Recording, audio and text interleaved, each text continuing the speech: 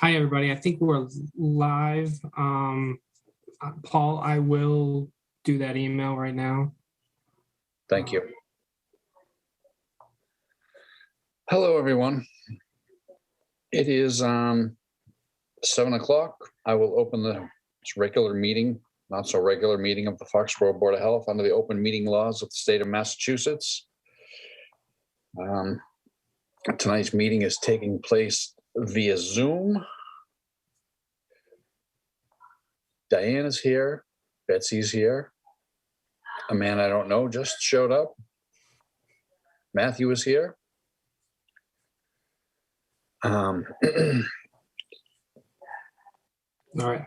So this is probably as good as it's going to get. You guys want to introduce yourselves and get started? My name is Paul Steves, and I'm the chairman at the moment.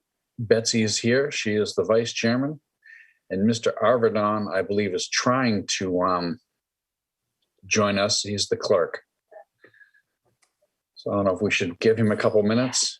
I sent Eric another invite just a couple seconds ago, so hopefully he gets that now. Okay. And also, so just, just for a little background, this meeting is going to be a little bit different. I invited the Academic Public Health Volunteer Corps. I have Megan and Andrew here to do a sort of health assessment of Foxborough. I asked them, as part of the job in public health is to know the community that you serve and to know if there are any health disparities, if there are any concerns with the health of a population. So that's kind of what I asked Megan and Andrew to do, is to, dig up that sort of information and present it to you here tonight in a way that, we can use moving forward in our decision-making here at the health department, town level, Board of Health, or whoever wants it or needs it. So that's kind of a little bit of background. And I don't know if you want to wait for Eric to get here or not to start their presentation, or if you want to just let Megan and Andrew take it from here. Megan and Andrew, if you don't mind just being patient for a moment or two, maybe Mr. Arvidon will join us. I'm sure he'd love to hear what you have to say. So, you guys okay with that? Yeah, that's perfect for me. Excellent.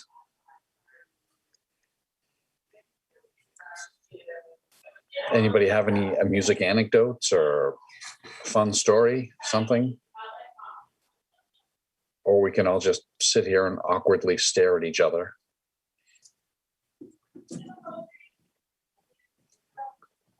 I guess that's number 2.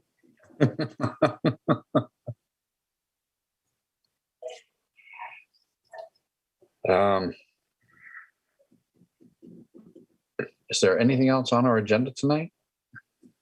Diane?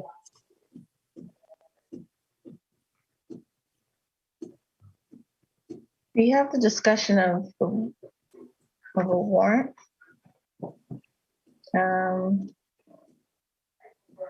Yeah, that was part of my discussion with Mr.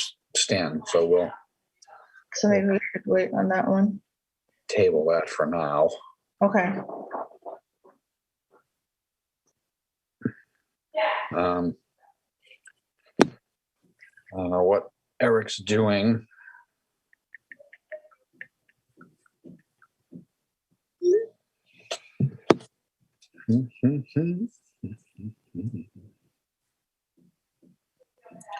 He may just be in a bad spot. Mr. Arvidon is traveling as we speak, so. Oh.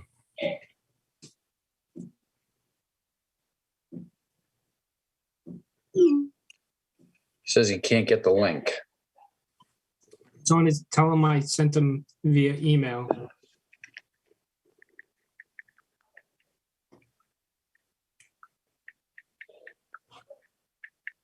In the public health calendar too, under February 7th. Yeah, I told him he could get it on the town website. I don't know how good his Wi-Fi is wherever he is. Maybe that's the problem.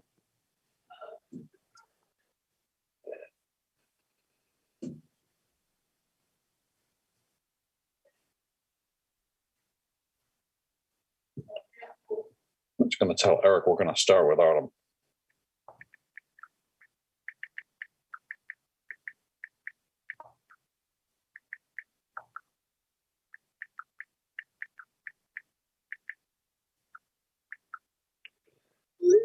All right.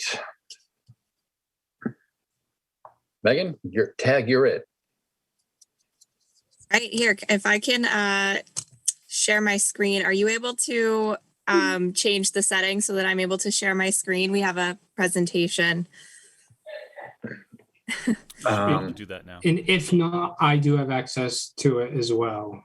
If that, and if you want to tell me when to change the screen, we can do it that way as well. Okay, Tag, you're it, because I don't have that skill set.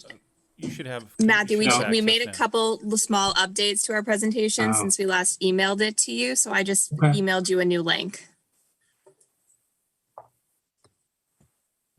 Megan should have access. Oh, okay. Thank you. Oh, yes, here we go.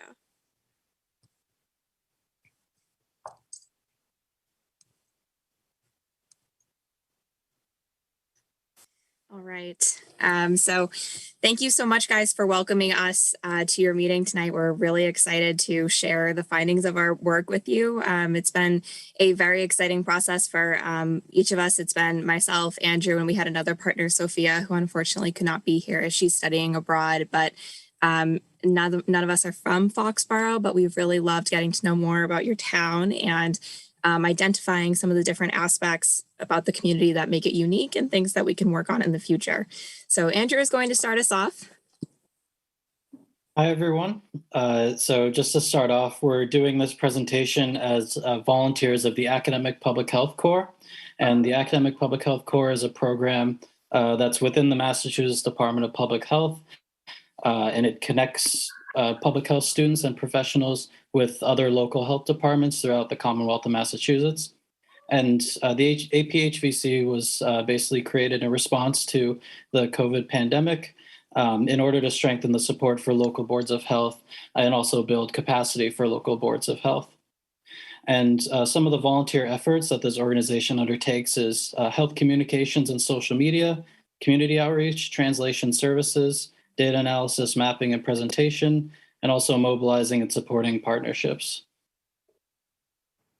Just a quick overview of our project. So as everyone knows, this is going to be a community health assessment.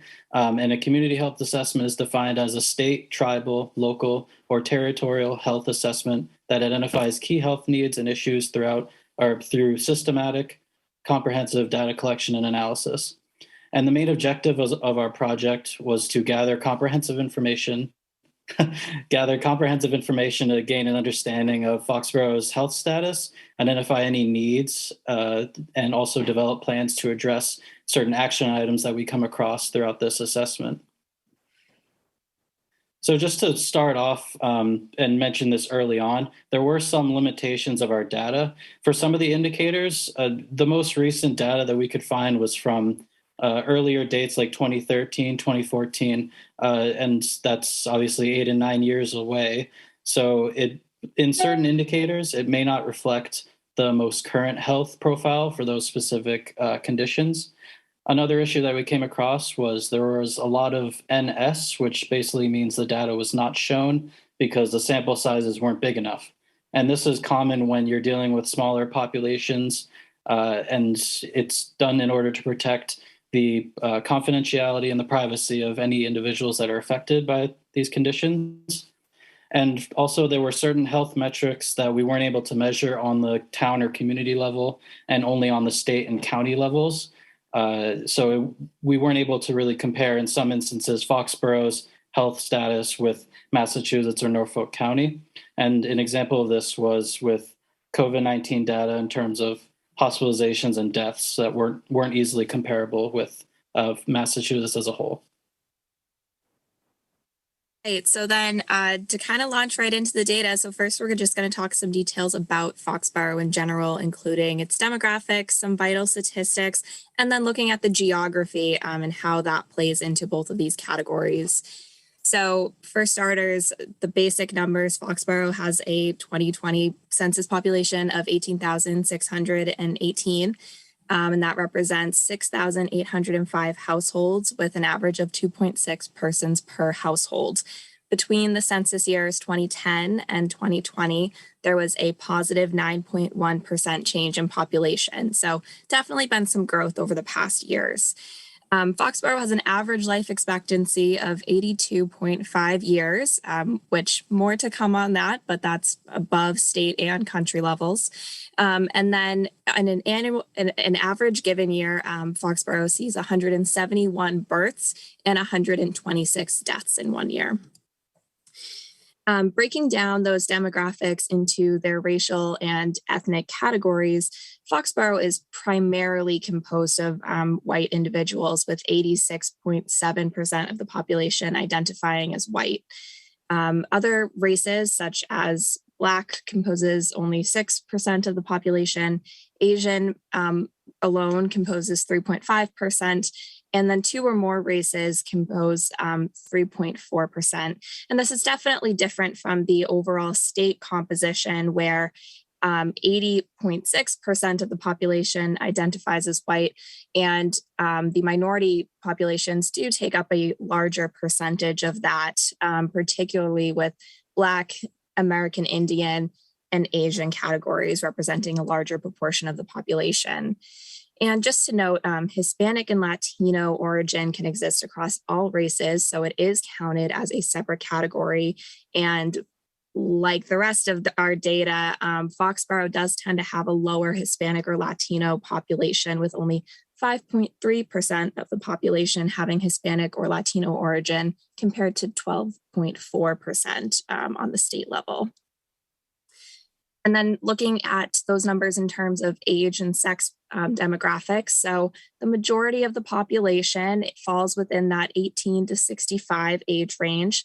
Foxborough does have a decent size elderly population, with 17.8% of the population being above the age of 65.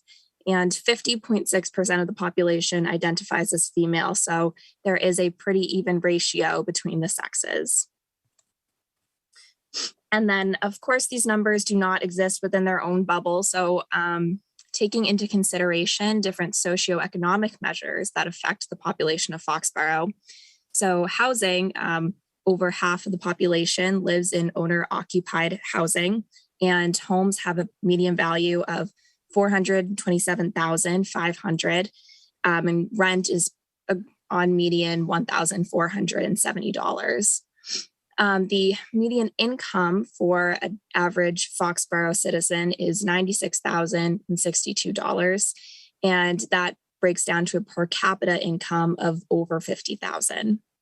In terms of education, Foxborough is highly educated, with 94% having a high school graduation or higher when you look at the age range of 25 and above, and 52% have a bachelor's degree or higher. The majority of households have access to internet, and a reliable access at that, with 94, close to 95% of households having a computer and internet. But then in terms of work, this is one thing we noticed, is that transportation does tend to be an area that Foxborough needs to work on. And the average commute to work is 38.5 minutes. So that's a fairly long commute. And then 68% is in the civilian labor force out of the total percent of population above the age of 16. And then lastly, in terms of poverty, only 5.9% of persons live in poverty. So that is a fairly low number as well. And so then to kind of break down some of these categories a little bit more, the median earnings by race and ethnicity within the town of Foxborough, Asian populations have the highest income. Dark blue is Foxborough, light blue is the state of Massachusetts.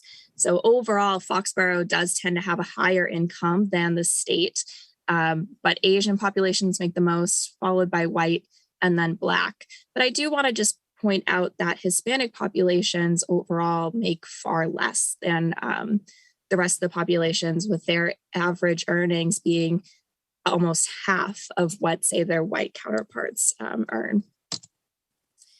And then in terms of unemployment, so kind of along those same lines, the lowest rates of unemployment occur within the white demographic, whereas it's higher in some of the other demographics, such as Black or other races. That was a vague categorization on part of the census, but some other race. So minorities are definitely taking the brunt of the unemployment in the town. And particularly Hispanic versus non-Hispanic is taking that brunt, where the Hispanic population composes a large proportion compared to their not Hispanic counterparts. And this is definitely higher on the Foxborough community level than within the state, with 26% of the population in Foxborough composed of unemployment population in Foxborough composed of Hispanic populations, compared to only 11% on the state. And then to go back to the work statistics. So one thing to note when it comes to unemployment is that a lot of health insurance is reliant on employment status. And so when you look at the breakdown of whether people have employer or non-employer insurance, 74% of the population relies on that employer insurance. And while some of these numbers are a little older, that's something interesting to keep in mind in today's current work environment, where, especially with COVID, people were laid off, people are changing industries, losing jobs. And so health insurance coverage may not be as widespread at the moment, and it's very dependent on the job market as well. And then this is just taking a look at that average commute time. And as you can see, the majority of people fall within that 30 minutes and above in terms of their commute time. So people are often traveling out of town or out of county to get to work. And that definitely takes a toll on the amount of free time they have left to do other things, money that's then going towards paying for transportation, for gas, and not towards food and other necessities. So that's also just something interesting to note. And then to switch gears away from some of the census data, I do want to just note different vital statistics. So the Massachusetts Registry of Vital Statistics keeps track of deaths and births within the within the state, and then breaks it down by towns as well. And so the premature mortality rate measures the rate of death before the age of 75 as a rate per 100,000, and that's adjusted to the US population. And so when you look at Foxborough compared to Massachusetts, they're pretty consistent in terms of their numbers. And when you look at the age adjusted rate as well, which essentially just adjusts for differences in the proportion of population, it's very consistent there as well. So it's an important note that Foxborough citizens are not dying at younger ages or at a higher rate than any of their state peers. So there's nothing concerning as causes of death there. And when you break down the reasons why people are dying within Foxborough and within the state, there are certain categories that are higher than the others. One is heart disease, followed closely by total cancer. And in Foxborough, those compose a fifth and a quarter of the deaths, respectively. In terms of cancer, lung cancer and female breast cancer tend to be the most prevalent. And then various other cardiac and respiratory illnesses, including stroke, chronic lower respiratory disease, and heart disease, compose other leading causes of death. And then looking at the way that these causes of death have trended over recent years, in Massachusetts, there actually is a bit of a decrease in some of the leading causes of death, such as cancer and heart disease. It's a minor decrease, but still a decrease overall. Whereas Foxborough, aside from a few outliers, tends to be pretty consistent in the proportion of deaths resulting from a certain condition. In Massachusetts, a lot of that data ended up being because opioids took over a larger proportion. of the overall causes of death, whereas Foxborough did not really see that increase. So they've been very consistent. And to circle back to the life expectancy. So on average, Foxborough has a life expectancy of 82 and a half years old. But when you look at how that breaks down within the town, each of the census tracts are actually different. They have different life expectancies with as big of a 5-year difference in their overall life expectancies. So across all boards, they are higher than both the state and the United States average.